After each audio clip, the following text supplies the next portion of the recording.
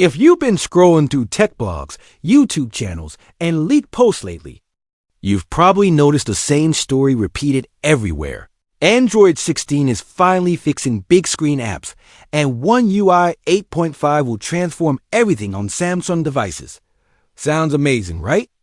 A future where Galaxy Tabs, Z Fold phones, and even the Galaxy S26 Ultra handle apps flawlessly. No black bars, no stretched UI, just perfect big screen Android everywhere. Well, hold your excitement.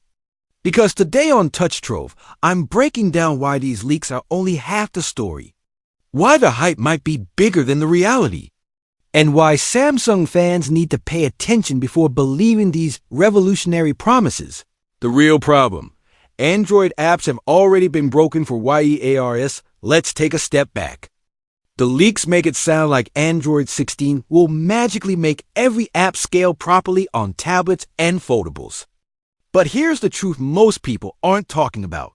For nearly a decade, Android apps have struggled on large screens. Some apps waste massive amounts of screen space. Others remain tiny and cramped, leaving huge black bars. Multi-window support? Often messy. Tablet or foldable layouts? Almost non-existent. And the idea that Google is now fixing everything is an oversimplification. Yes, Android 16 introduces new guidelines for developers and pushes apps to adapt layouts. But pushing developers to update is not the same as fixing everything overnight. Many apps will continue to behave like phone-first designs until developers actually rewrite them. The stretching trick isn't the solution leaks claim that if an app isn't optimized for large screens, Android 16 will simply stretch it to fill the display. Sounds good on paper. But here's the problem. Stretching is not optimization. It's a band-aid. A quick hack to make apps look less empty, but it doesn't fix the underlying design issues. A stretched phone app on a tablet is still a phone app. Multi-column layouts? Gone? Tablet-ready UI elements? Not there. Responsive controls? Forget it.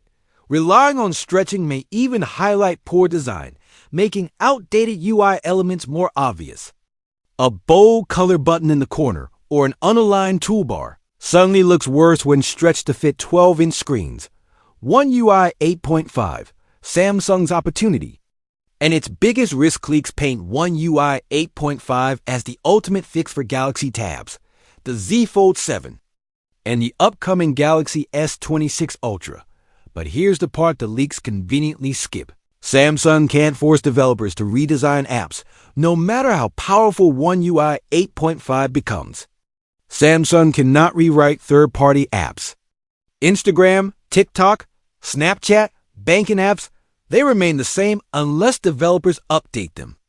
Stretching apps may clash with Samsung's design language. One UI has a unique aesthetic, rounded corners, material U theming, consistent padding, adaptive icons. Forcing apps to stretch could create jarring inconsistencies, where the app feels out of place in Samsung's ecosystem.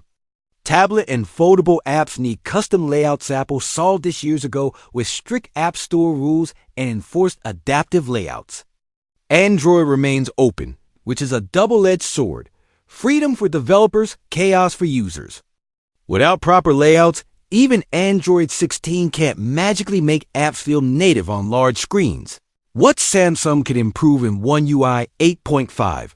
Let's focus on the realistic side. Samsung DOEs have a chance to make a real impact, but it will take effort. Smarter window resizing logic, real multi-window support, not just floating boxes that cover half the screen.